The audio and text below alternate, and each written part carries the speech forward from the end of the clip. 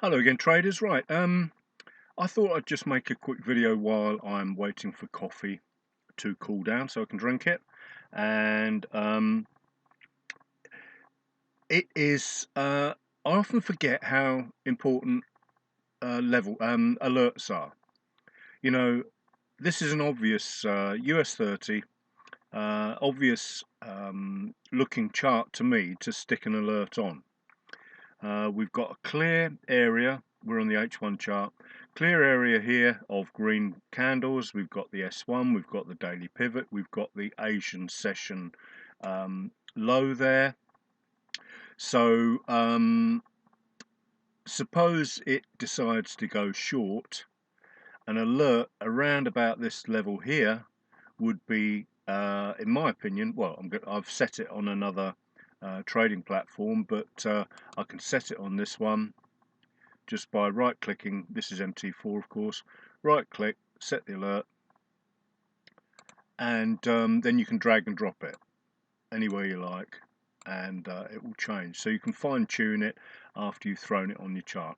If you set it above price, it automatically looks for buys. If you set it below price, it's automatically alerting for potential breaks of support. So I don't want to be setting the alert. Well, I suppose you could set the alert for here and expect it to pop down, hopefully pull back a bit and then continue down. But I suppose really I'd prefer to have an early warning of what's going on, and then watch the price action, because you learn from price action. And why not use every possible chance you've got to improve your knowledge? So for this to be short, really, we've got three areas to get through. We've got here, we've got here. Oops, you've heard that sound no doubt before. We've got, my internet's playing up today, and we've got here as well. So three strong areas, but also what that represents is a fantastic potential opportunity that once these are broken, this area here is likely to create a bounce, because we can clearly see we've got buyers fighting with sellers here. Finally, great big wick, and then so that would be sort of the first area that I'd expect to hopefully take a profit. So we're looking at about that gap there, from the low of that candle through the pivot, and that gap there safely. And then potentially, if it bounces, pulls back, continues down, then we're looking for somewhere around this region here. And it's no surprises these pivots line up with support and resistance areas. We've got one down here as well. So you learn by watching price, which is why I would set the alert there and just see what gives. Price might just crash, or bounce around. But just thought I'd make this video because I forget to set alerts myself. Because really and truthfully, I need one, maybe two trades in the morning, and then the rest of the day is my own. But as you know, COVID has caused me to get involved with stocks and cryptos, so traders never, ever, ever, ever get bored, which is fantastic, or you shouldn't do.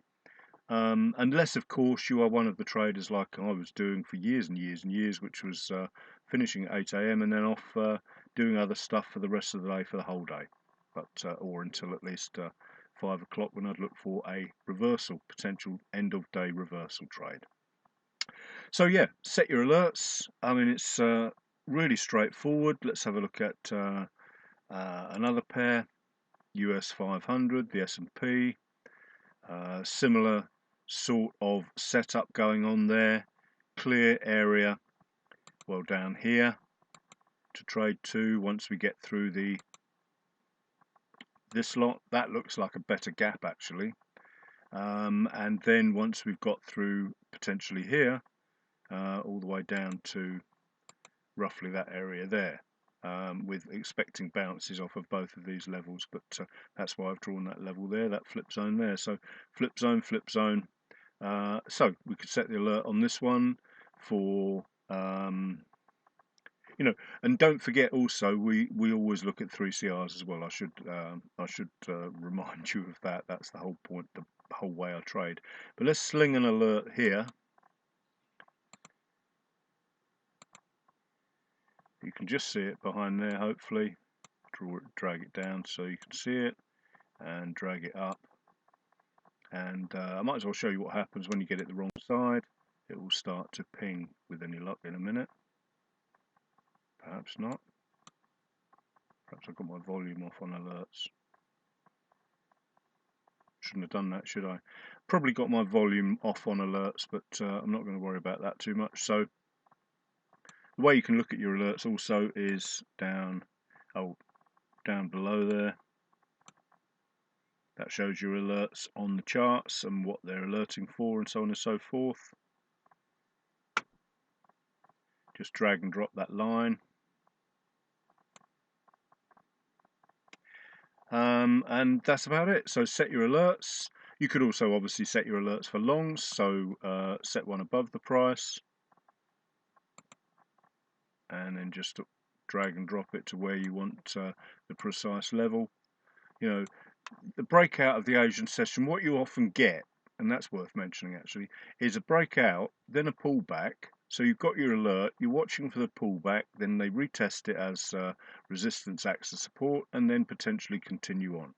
And you need to be aware of all this here. And as I said just now, be aware of what your 3 candle reversals are doing. So for the short alerts, we can clearly see we've got clear air after this low's broken to the sort of internal reversal level there. And you know, you could call that the external reversal because all of these are inside bars on that. So that's the penultimate high, that's the ultimate high. All the way down here would represent a 3 candle reversal on the H4. So you know, you've got loads and loads of different things that you can add to your toolbox or your armory, as it were. Don't worry about these, they just need to catch up. If we change the, that's it, they're tidier now.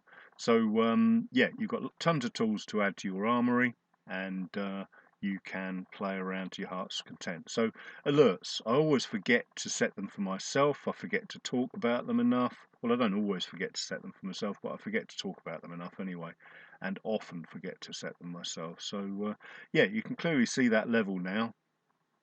And then remember, you can use the line chart also to tighten up your levels, which I absolutely swear by if you follow me. So line charts are, that's a resistance level there that's created that little kink, so that would be a bounce point.